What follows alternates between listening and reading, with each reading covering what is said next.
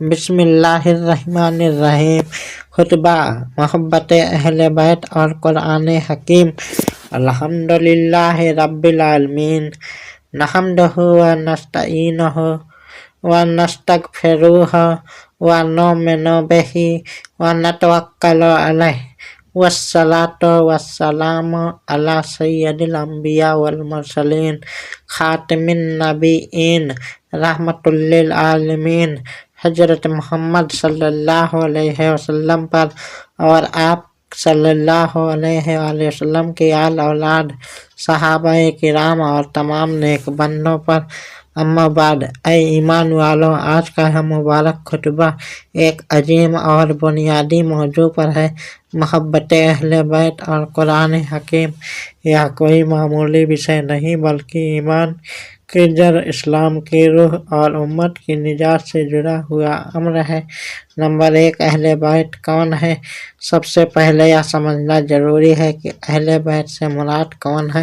اہل بیت کا مطلب ہے نبی کریم صلی اللہ علیہ وسلم کے گھرانے والے، جن میں خاص طور پر حضرت علی علیہ السلام، بی بی فاطمہ زہرا سلام اللہ علیہا، امام حسن اور امام حسین علیہم السلام شامل ہیں، جنہیں پنجتن پاک کہا جاتا ہے۔ قرآن حکیم نے ان مبارک ہستیوں کی شان کو خود بیان کیا ہے اور انہیں عام لوگوں جیسا نہیں ٹھہرایا۔ نمبر 2، قرآن حکیم میں اہل بیت کی محبت۔ اللہ تعالیٰ قرآن حکیم میں ارشاد فرماتا ہے، اے نبی صلی اللہ علیہ وسلم کہہ دیجئے، میں تم سے اس رسالت کا کوئی بدلہ نہیں مانگتا سوائے اس کے کہ میرے قریبی رشتہ داروں سے محبت رکھو۔ سورہ الشورى 23۔ علماء تفسیر کا اتفاق ہے کہ یہاں قربا سے مراد اہل بیت رسول صلی اللہ علیہ وسلم ہیں، یعنی رسول خدا صلی اللہ علیہ وسلم کی رسالت کا بدلہ یہی ہے کہ ان کی آل سے محبت کی جائے۔ سوچئے، نماز، روزہ، زکوٰۃ اور حج کے علاوہ محبت اہل بیت کو بھی دین کا حصہ بنایا گیا۔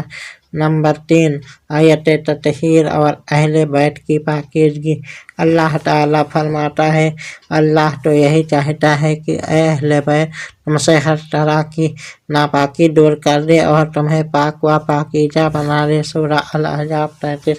اور یہ آیت صاف بیان کرتی ہے کہ اہل بیت علیہم السلام روحانی اور اخلاقی طور پر پاک ہیں، جن کو اللہ نے خود پاک قرار دیا ہو۔ ان سے محبت کرنا ایمان کی نشانی ہے، ان سے دشمنی کرنا ایمان کے لیے خطرہ ہے۔ نمبر 4، آیت مباہلہ اور اہل بیت۔ سورہ آل عمران میں آیت مباہلہ آتی ہے، جہاں نبی کریم صلی اللہ علیہ وسلم نے فاطمہ، حسن اور حسین کو اپنے ساتھ لے کر دعا کے لیے تشریف لے گئے۔ یہ اس بات کی دلیل ہے کہ اہل بیت نہ صرف نبی صلی اللہ علیہ وسلم کے گھرانے والے ہیں بلکہ دین کے سب سے سچے گواہ بھی ہیں۔ نمبر 5، حدیث رسول صلی اللہ علیہ وسلم اور محبت اہل بیت۔ رسول خدا صلی اللہ علیہ وسلم نے فرمایا، میں تم میں 2 بھاری چیزیں چھوڑ کر جا رہا ہوں، ایک اللہ کی کتاب قرآن اور دوسری میری اطاعت یعنی اہل بیت۔ اگر تم ان دونوں سے وابستہ رہو گے تو کبھی گمراہ نہیں ہوگے۔ یہ حدیث صاف بتا رہی ہے کہ قرآن اور اہل بیت الگ نہیں بلکہ دونوں ایک دوسرے کے ساتھ ہیں۔ قرآن کو سمجھنے کے لیے اہل بیت کی رہنمائی ضروری ہے۔ نمبر 6، محبت اہل بیت کیوں ضروری ہے؟ اے مومنو، محبت اہل بیت اس لیے ضروری ہے کیونکہ یہ قرآن کا حکم ہے، یہ رسول صلی اللہ علیہ وسلم کی وصیت ہے، یہ ایمان کی پہچان ہے، یہ نجات اور ہدایت کا ذریعہ ہے۔ امام حسین علیہ السلام کی قربانی ہمیں بتاتی ہے کہ اہل بیت صرف نام نہیں بلکہ حق اور انصاف کا پرچم ہے۔ نمبر 7، آج کے دور میں ہمارا فرض۔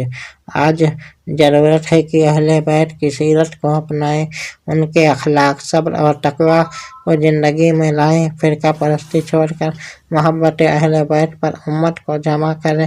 قرآن اور اہل بیت دونوں سے رشتہ مضبوط کریں۔ دعا: اے اللہ ہمیں اپنے پیارے نبی صلی اللہ علیہ وسلم کی سچی محبت عطا فرما، ہمیں اہل بیت اطہار کی محبت اور پیروی نصیب فرما، ہمیں قرآن حکیم پر عمل کرنے والا بنا اور قیامت کے دن ہمیں اہل بیت کے سائے میں اٹھانا۔ وآخر دعوانا ان الحمد للہ رب العالمین۔